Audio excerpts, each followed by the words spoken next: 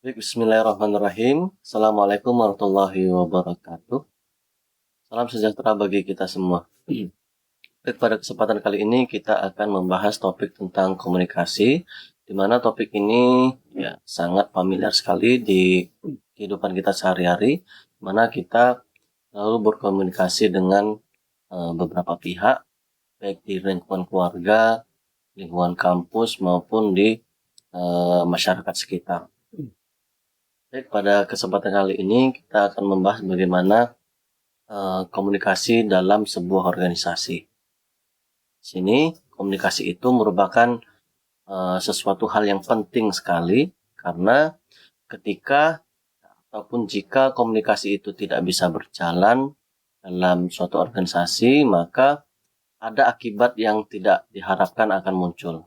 Contohnya saja, misalnya ketika seorang manajer tidak bisa mengkomunikasikan tujuan dan targetnya kepada bawahan, maka bawahan tidak akan bisa mengerjakan tugasnya ataupun tidak bisa mencapai tujuan organisasi tersebut, karena manajer tidak bisa atau tidak mampu mengomunikasikan kepada bawahnya dengan baik. Sehingga komunikasi ini menjadi hal yang penting. Nah, kita lanjut, kita masuk pada pengertian komunikasi dalam organisasi. Nah, komunikasi merupakan proses pengiriman informasi dari satu pihak ke pihak lain. Jadi ada bagaimana memproses informasi itu bisa dikirimkan kepada pihak lain. Jika apa yang dimaksud oleh pengirim informasi bisa ditangkap sepenuhnya, maka komunikasi ini dikatakan sebagai komunikasi yang efektif. Jadi kalau misalnya apa yang dimaksud oleh pengirim informasi ini tidak bisa ditangkap oleh penerima, maka komunikasi tersebut tidak efektif karena tidak tersampaikan maksudnya. Nah, komunikasi ada 3 hal ya dalam definisinya. Yang pertama, komunikasi melibatkan orang. Jadi komunikasi dengan orang, ya ada orangnya. Kemudian kedua, komunikasi melibatkan arti informasi yang sama atau share meaning antar pengirim dan penerima. Jadi ada informasi dan ini memiliki arti yang sama. Informasi satu dengan pengirim, kemudian diterima informasi tersebut dengan arti yang sama ataupun dengan informasi yang sama kepada penerima. Kemudian yang ketiga, komunikasi melibatkan simbol-simbol yang dipakai untuk menyampaikan suatu maksud. Misalnya saja ada kata-kata, simbolnya bisa berupa kata-kata, bisa berupa gaya atau gestur, ataupun bisa dengan ekspresi atau mimik wajah. Itu bisa saja menjadi simbol dalam berkomunikasi. Kemudian kita lanjut model komunikasi. Nah, di sini proses komunikasi yang paling sederhana ada 3 ya, digambarkan dengan 3 ini: pengirim, kemudian ada pesan atau informasi yang mau disampaikan, kemudian ada penerimanya. Nah, ini gambaran sederhana dari model komunikasi. Jadi ada pengirim yang mengirimkan pesan kepada penerima, kemudian penerima menerima pesan tersebut.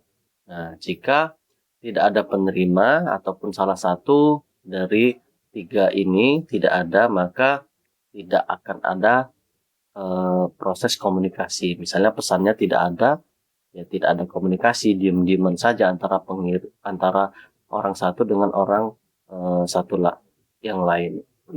Ataupun tidak ada penerimanya, ada informasi ataupun ada pesan tidak bisa juga diberikan. Jadi tidak ada informasi kalau salah satu ini tidak ada. Lanjut, model komunikasi yang lengkap ya. Tadi itu secara sederhana. Nah, ini ada model komunikasi yang lengkap, yaitu terdiri dari pengirim, encoding, pesan, media komunikasi, penerima, encoding, gangguan, dan umpan balik. Nah, kita bahas satu-satu. Nah, pengirim. Ya, sudah tahu kita pengirim itu adalah sumber pesan atau pihak yang memiliki informasi ataupun yang memulai komunikasi. Pengirim. Kemudian yang kedua, encoding. Nah, encoding ini merupakan proses penerjemahan informasi ke dalam simbol-simbol tertentu yang akan disampaikan ke penerima informasi. Nah, ini contohnya, jika kita ingin makan, kita dapat mengatakan saya lapar. Dengan mengatakan saya lapar, ya, dari berbentuk simbol-simbol, ya, simbol kata, saya lapar, maka informasi itu langsung diterjemahkan bahwa saya mau makan. Lapar. Jadi tidak langsung bisa kita bilang saya ingin makan, langsung aja bilang saya lapar, cukup dengan kata atau simbol saya lapar. Bisa diartikan atau diterjemahkan itu dia pengen makan. Kemudian ada pesan. Kita tahu pesan ini merupakan ya, informasi yang ingin kita sampaikan. Sini dikatakan pesan ini merupakan bentuk fisik dari proses encoding tadi. Nah, fisiknya yaitu katanya. Misalnya saja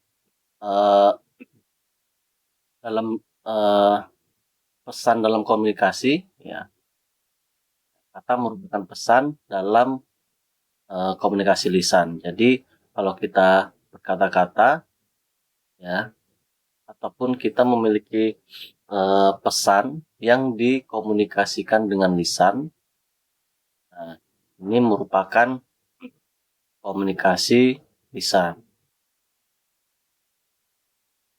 Kalau komunikasi tulisan, maka menggunakan tulisan.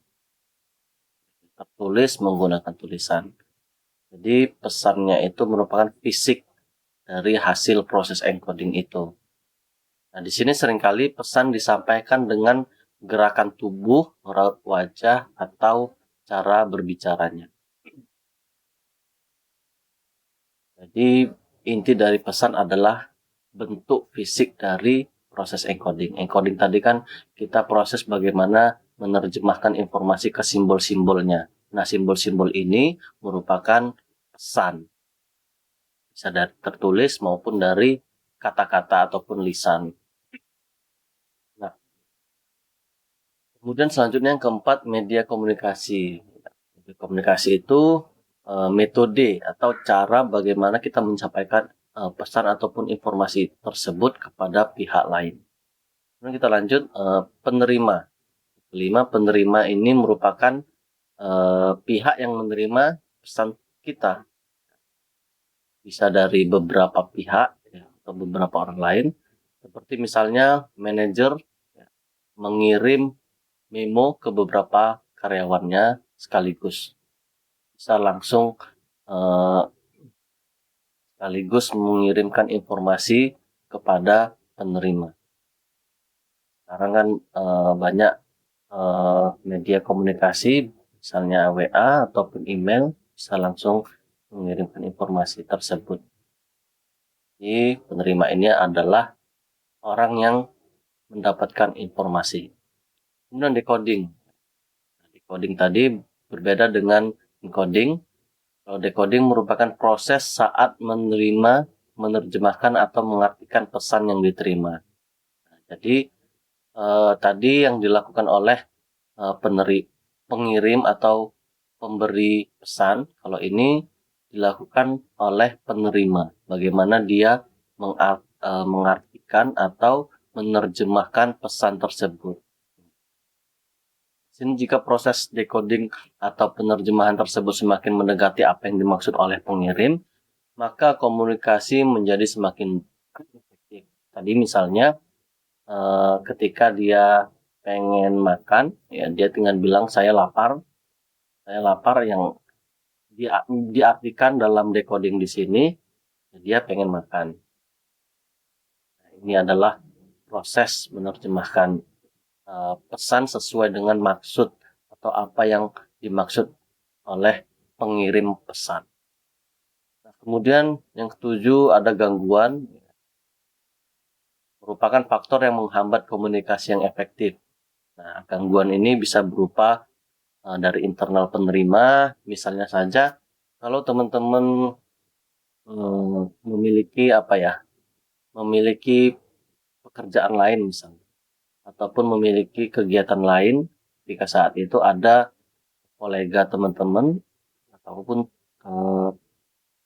sahabat teman-teman itu berkomunikasi, memberikan informasi kepada teman-teman, namun teman-teman itu mengerjakan tugas, misalnya sambil mengerjakan tugas, maka bisa saja informasi yang penting itu tidak tersampaikan karena sesuatu gangguan. Ada beberapa faktor yang menghambat komunikasi tersebut menjadi efektif, ataupun karena penerima mengalami kelelahan fisik misalnya, jadi tidak bisa fokus untuk menangkap pesan yang jelas ataupun yang baik dari pengirim pesan.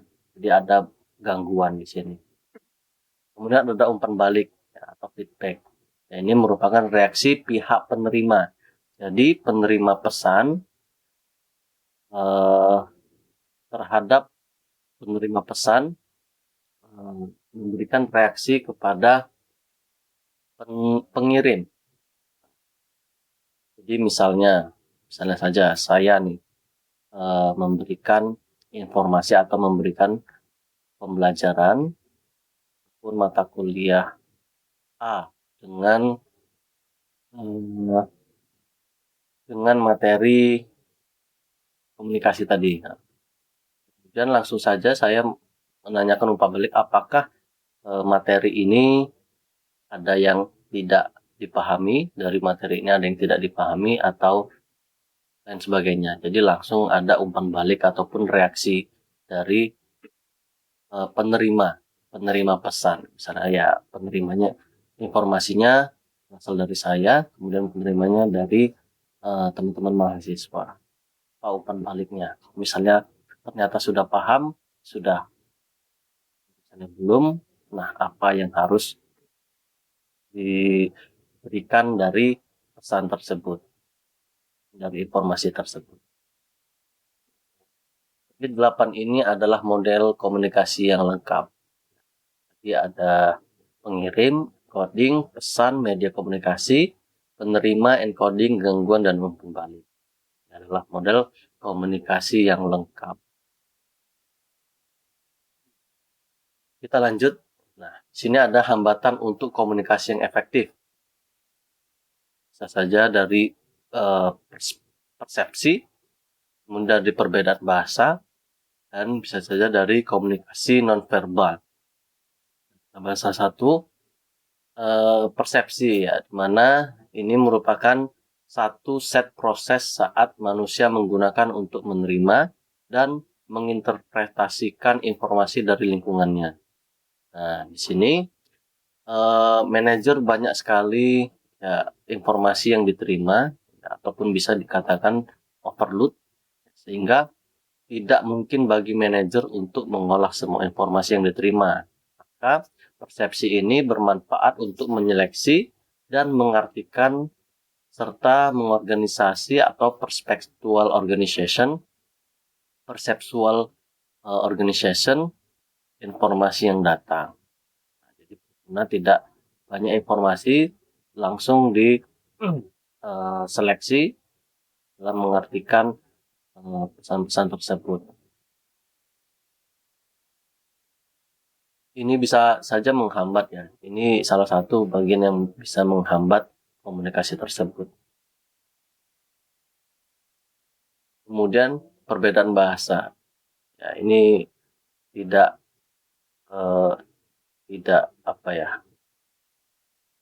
dipungkiri lagi ataupun sering kita temui ketika bahasa suatu wilayah itu berbeda dengan bahasa di wilayah yang lain ataupun di bidang satu dengan bidang lain itu memiliki bahasa yang berbeda, maka itu akan menghambat komunikasi yang efektif. Ya, contohnya saja kalau kita mau meeting dengan orang Cina ya, orang Cina, ya jelas kita harus paham kita mau pakai bahasa apa. Kalau mau pakai bahasa yang berbeda, otomatis ya kita akan kesulitan untuk memahami apa yang disampaikan atau informasi apa yang disampaikan. Maka harus memiliki bahasa yang sama. Misalnya kalau memakai bahasa Inggris, bahasa nasional, silahkan. Ataupun dari kitanya yang mempelajari bahasa Cina misalnya, ya udah. Jadi ada satu bahasa sehingga informasi itu atau komunikasi itu berjalan dengan efektif. Kemudian yang ketiga, komunikasi nonverbal. Yang kita tahu bahwa komunikasi verbal saja biasanya sudah cukup. Namun ya komunikasi verbal itu tidak cukup ya, tidak cukup utuh. Jadi memerlukan komunikasi nonverbalnya juga, misalnya dengan gerak tubuh dan lain sebagainya. Kalau misalnya verbal saja ini akan bisa saja kalau misalnya menggunakan verbal, ya, menggunakan komunikasi verbal saja bisa membuat penerima pesannya tidak fokus ya, ataupun ngantuk, bisa bikin ngantuk ya, ataupun dia tidak ada intonasi dalam memberikan informasi tersebut. Tidak ada gerak tubuhnya, mimik wajahnya datar saja, ini akan bisa menghambat komunikasi yang efektif. Sehingga diperlukan komunikasi nonverbal juga.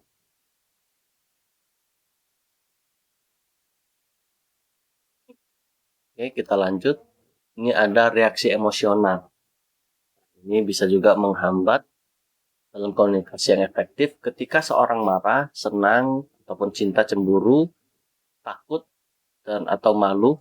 Sini akan menghambat proses komunikasi yang efektif. Misalnya saja, kalau manajer sedang marah nih, maka ketika ada bawahan yang ingin memberikan saran ataupun seseorang yang ingin memberikan saran kepada manajer tersebut akan sulit untuk menerimanya karena dia sedang marah.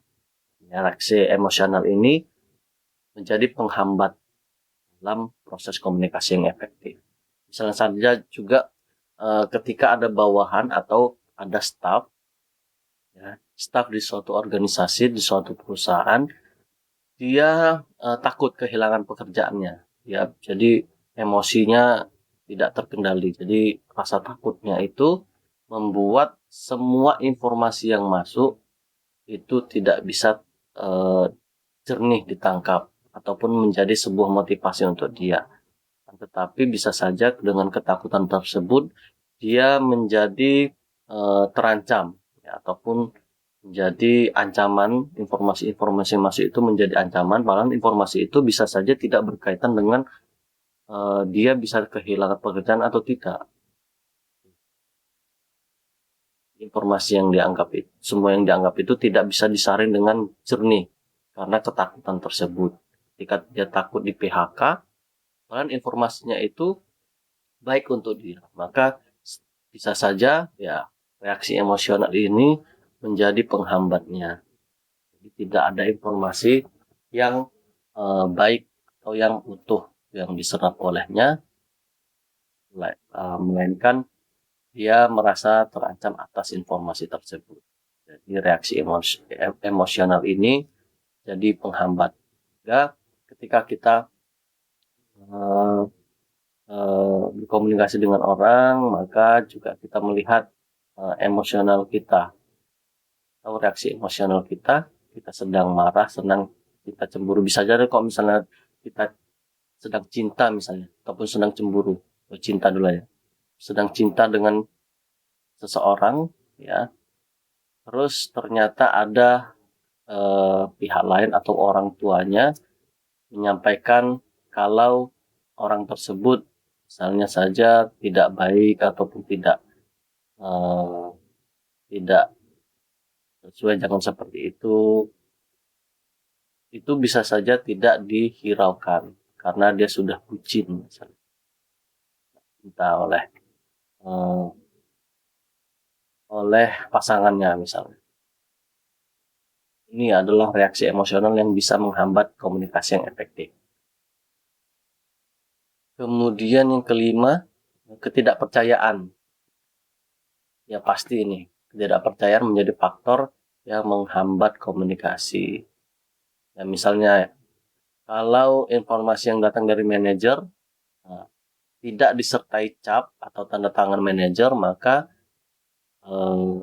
bisa saja kredibilitas dari pesan tersebut dipertanyakan.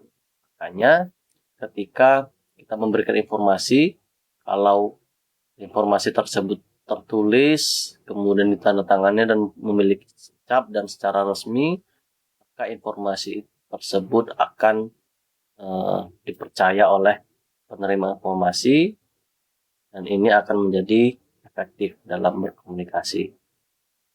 Dan seperti itu. Tidak percaya hanya sebagai misalnya SMS saja, kamu naik gaji dari SMS, tapi tidak disertai dengan cap ataupun tanda tangan ataupun sesuatu yang benar-benar keakuratan informasi tersebut bagus atau baik, bisa dipercaya, maka hal tersebut akan efektif. Kalau misalnya tidak misalnya tidak terpercaya, bisa saja itu spam, ya, ataupun ada scam yang dilakukan oleh pihak-pihak yang tidak bertanggung jawab, bisa saja. Jadi kalau orang tidak percaya bisa menghambat komunikasi. Kemudian kita lanjut, meningkatkan efektivitas komunikasi. Bagaimana kita bisa meningkatkan efektivitas dalam berkomunikasi? Yang pertama, karakteristik pengirim.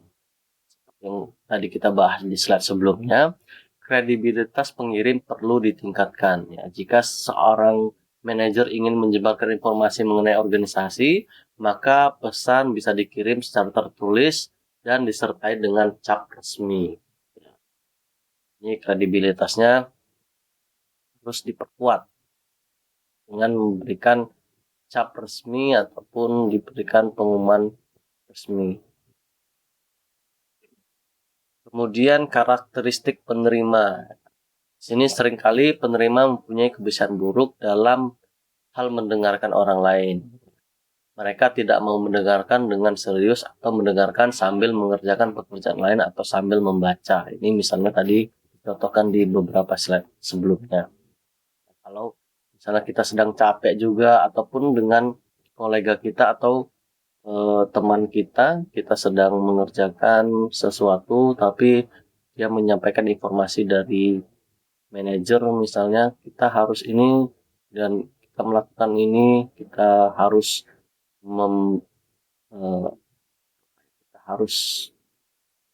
karena informasi tersebut kita harus ikut dalam ajang lomba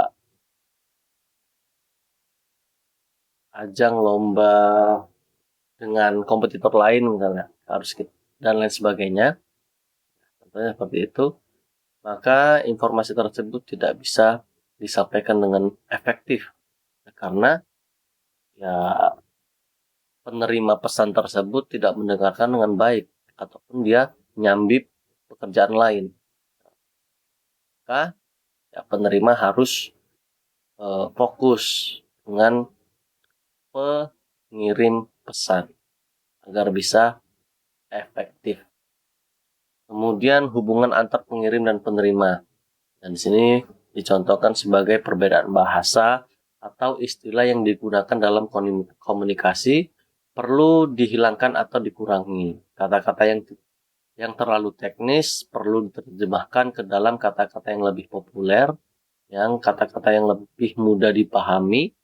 Nah, pengirim dapat meminta umpan balik yang cepat. Ya, misalnya tadi ketika yang memberikan informasi, kemudian informasi sudah disampaikan semua, langsung dimintakan umpan balik apakah ada informasi saya yang belum dipahami atau semuanya sudah tersampaikan dengan baik dan dapat dipahami atau belum, seperti itu. Kemudian yang keempat, faktor lingkungan. Ya, misalnya saja ketika kita bekerja misalnya di pabrik lah. Sana ada mesin yang mengganggu kita berkomunikasi, maka kita harus mencari ruangan yang lebih baik lagi, channel yang lebih sepi. Ataupun jika itu tidak memungkinkan, tidak ada ruangan lain yang bisa kita pakai untuk menyampaikan informasi, maka bisa saja kita menggunakan pengeras suara ya. Jadi ada faktor-faktor lingkungan harus mendukung dalam komunikasi yang efektif ini. Kemudian kita lanjut komunikasi dalam organisasi. Ya, ada komunikasi yang vertikal ke atas, ke bawah, dan gabungan. Ada juga yang horizontal. Samping ini biasanya ke sesama manajer misalnya. Kita bahas satu-satu, komunikasi ke atas, ke bawah, dan gabungan. Nah, komunikasi vertikal ya merupakan bagian penting dalam suatu organisasi. Ya, komunikasi ke atas terjadi ketika kita misalnya bawahan memberikan informasi kepada atasan kita, sedangkan kalau dari atasan ke bawah ya dari pimpinan kepada bawahannya. Ataupun bisa saja ya komunikasi itu jadi dua arah atau gabungan dari bawah ke atas ataupun dari atas ke bawah. Nah, ini merupakan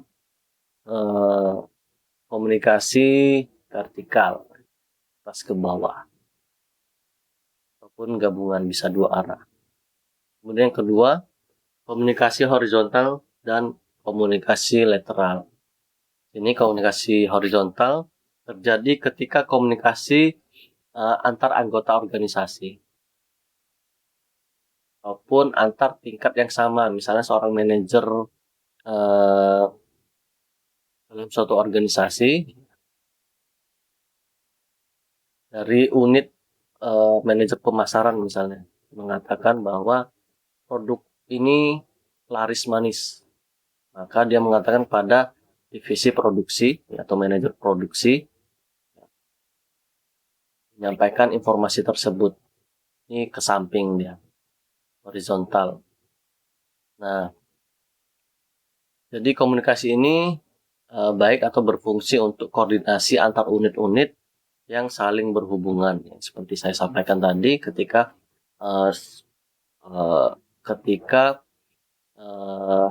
manajer pemasaran berkomunikasi dengan manajer produksi yang menyampaikan koordinasi bahwa produksi ini laris manis dan perlu ditingkatkan produksinya, perlu ditingkatkan jumlah produksinya, maka ini akan menjadi koordinasi yang baik. Jadi ada komunikasi horizontal. Nah, ini juga bisa berfungsi ketika ada problem-problem atau masalah-masalah yang harus dipecahkan. Ini bisa lebih cepat dan efektif ya, dengan komunikasi horizontal ini. Karena pemecahan masalahnya ini secara bersama-sama antar unit. Ini komunikasi dalam organisasi. Jadi dari atas ke bawah ataupun horizontal. Kemudian kita lanjut, faktor lain yang mempengaruhi efektivitas komunikasi dalam organisasi. Yang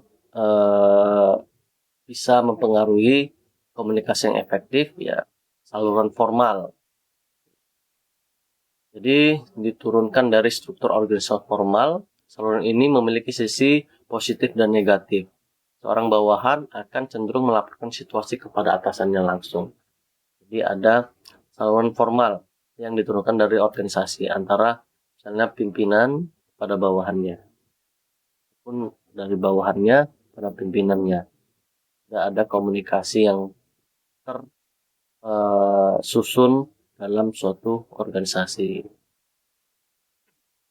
Nah, kemudian struktur wewenang. Sini perbedaan status dan kekuasaan dalam organisasi akan menentukan siapa yang dapat bicara dengan siapa. Misalnya, jika dalam suatu organisasi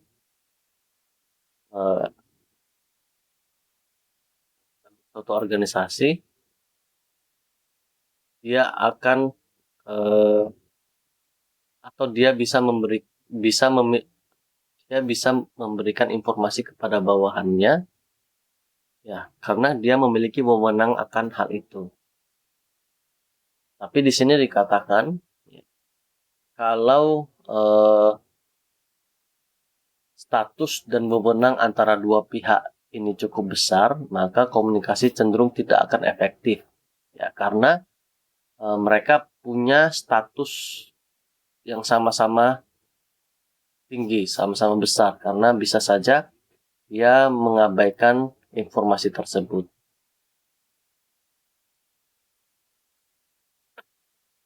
Jadi misalnya kalau misalnya wewenangnya itu kepada yang lebih rendah di bawahnya, maka ini akan lebih efektif dibandingkan dengan ketika wewenangnya sama ataupun malah lebih tinggi. Karena bisa saja informasi tadi seperti yang di slide sebelumnya itu disaring karena itu merupakan informasi yang mungkin saja tidak terlalu penting dan lain sebagainya. Bisa saja ini menjadi hal yang mempengaruhi efektivitas dalam komunikasi.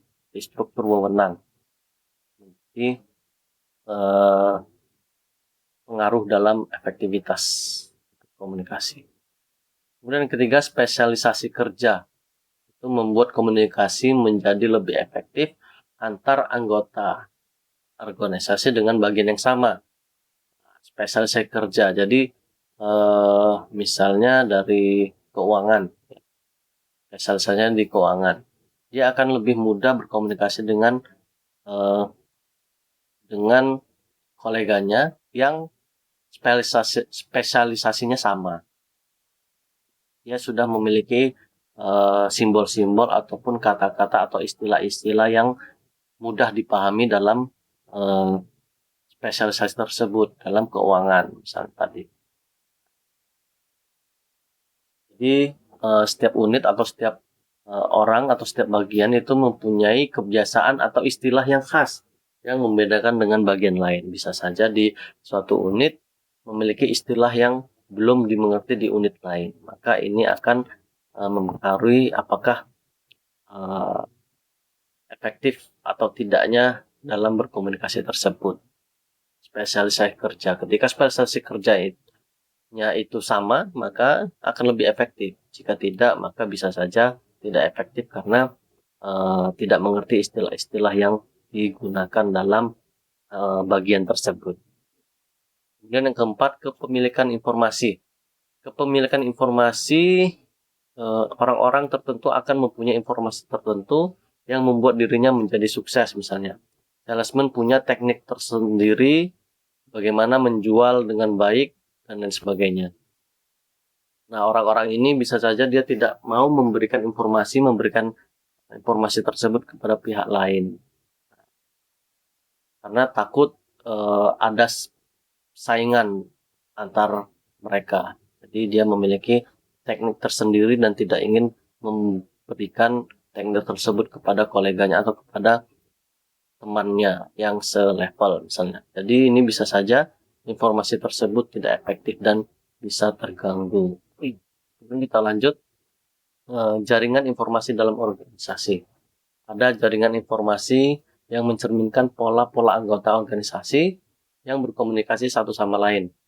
Organisasi dapat mempengaruhi pola komunikasi semacam itu. Contohnya, suatu organisasi cenderung mempunyai jaringan komunikasi yang kaku, bawahan hanya dapat melaporkan ke atasan langsung. Ini kaku. Pola ini mempunyai manfaat karena membantu manajer mengurangi beban informasi yang berlebihan serta mempertahankan status dan kekuasaan manajer. Jadi kaku sekali. Jadi mengikuti jaringan atau pola-pola dalam organisasi tersebut. Nah, kemudian ada pola komunikasi yang lain, yaitu pola komunikasi yang lebih fleksibel.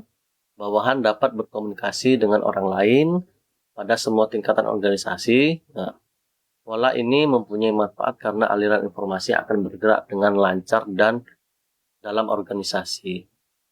Jadi ada yang karena terbentuk karena struktur ataupun wewenang di alur organisasi tersebut, ataupun bisa fleksibel. Ini bisa saja dalam setiap dalam setiap bagian atau dalam setiap organisasi itu bisa berbeda dalam komunikasinya. Karena kalau komunikasi tersebut dibutuhkan atau lebih